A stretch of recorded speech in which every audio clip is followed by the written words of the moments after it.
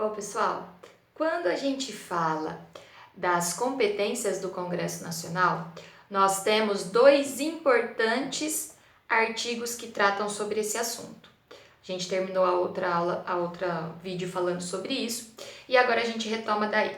Então, toda vez que a gente fala compete ao Congresso Nacional, duas casas juntas.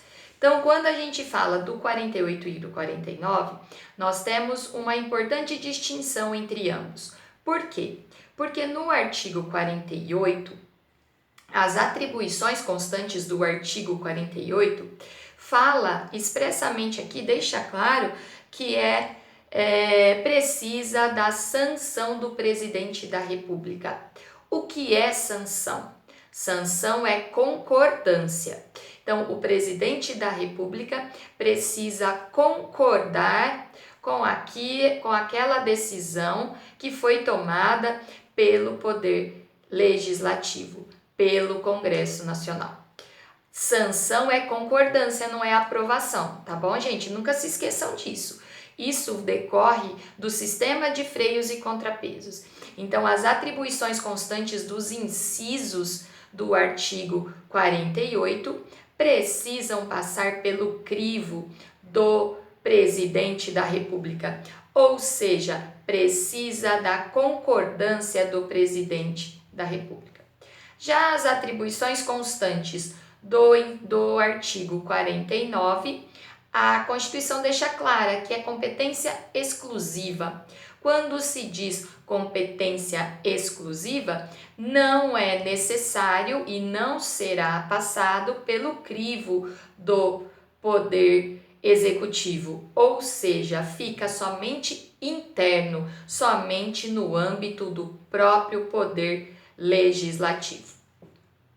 É importante a gente saber, e até a título de curiosidade, porque alguns até questionam e acham, que existe aí diferença de valor de subsídio entre deputado e senador. A contraprestação pecuniária que os agentes políticos recebem chama-se subsídio. A gente já até falou sobre isso, mas não custa relembrar. Não se chama remuneração. Agente político recebe subsídio, ok? Então, essa contraprestação pecuniária. E o subsídio, tanto do deputado quanto do senador, ele tem o mesmo valor. Então, eles possuem o mesmo valor, tanto o deputado quanto o senador, recebem o mesmo valor de subsídio. Existe aí uma igualdade dentre os membros das duas casas do Congresso Nacional. Uma curiosidade importante que a gente tem que saber é que ninguém no Brasil pode ganhar mais do que um ministro do Supremo Tribunal Federal. O teto máximo de pagamento na administração pública, a qualquer título que seja de servidores públicos, de agentes políticos, o teto é o subsídio do ministro dos STF. Ministro, isso está escrito aonde? No artigo 49, inciso 7 da Constituição. Então, é importante a gente saber que nem os deputados, nem presidente da República podem ganhar mais do que ministro do STF. Tem algumas expressões importantes que a gente tem que saber, algumas nomenclaturas que a gente tem que saber o que é, porque isso vai ser usado aqui agora, falando de Câmara e de Senado, e também a gente vai usar muito quando a gente falar do processo legislativo. Então, a gente precisa saber. Primeiro, já até mencionei para vocês a questão da legislatura. Lá no 44 fala que a legislatura é de 4 anos, tá? Então, o que é legislatura? É o período em que há o cumprimento do mandato daquele que foi eleito, tá? Eleito para deputado, eleito para senador, aqui no âmbito do Poder Legislativo. Sabemos que no Executivo nós também falamos que o mandato é de 4 anos. Então, no âmbito do Legislativo, chama-se legislatura o período compreendido de 4 anos. Então, os deputados, eles são eleitos para uma legislatura, podendo concorrer à reeleição quanto tempo eles quiserem.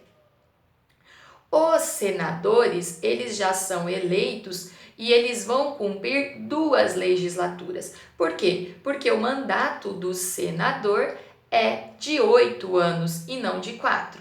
Então, ele cumpre 2 legislaturas e também depois pode concorrer à reeleição.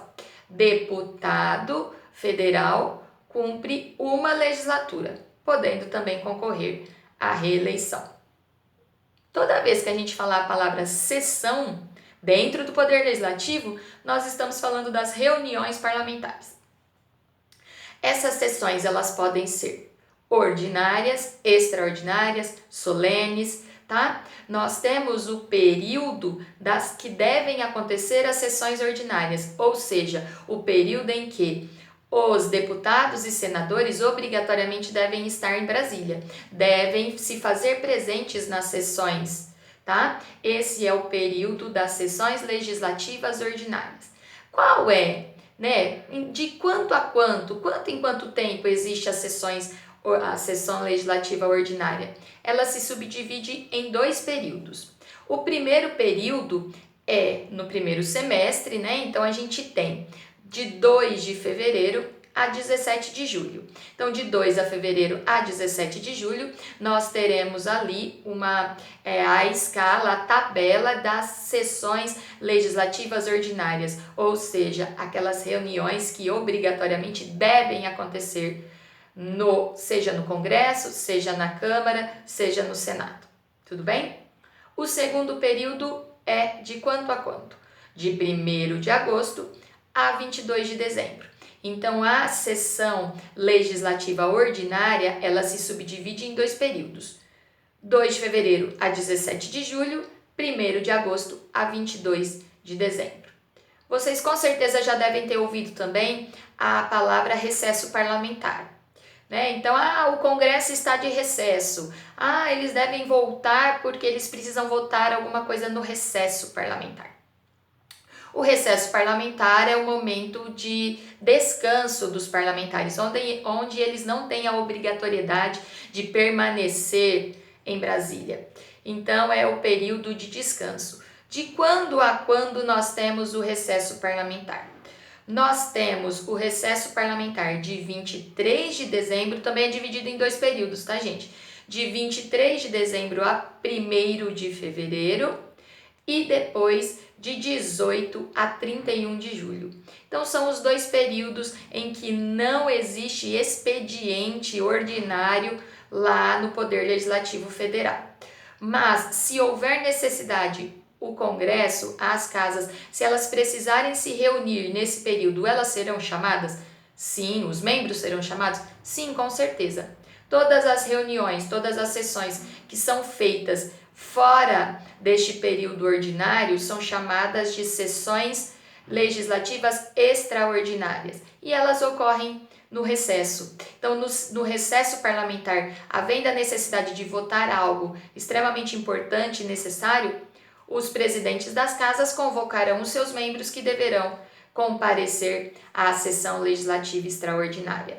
Ela não acontece só no recesso, tá? Se houver a necessidade de fazer uma votação que não dá para esperar a designação, né, a sessão ordinária já designada para uma data, os chefes, né, dos poderes legislativos, os presidentes, também poderão convocar os seus membros. Toda vez que eles são convocados para uma sessão em que não está no período ordinário, né, não está naquelas já constantes do cronograma ordinário, nós estaremos falando de sessões extraordinárias, sessões legislativas extraordinárias.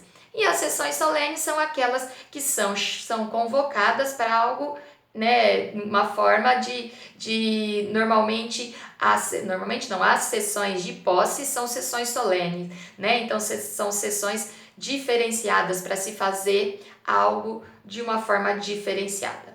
Ok, pessoal?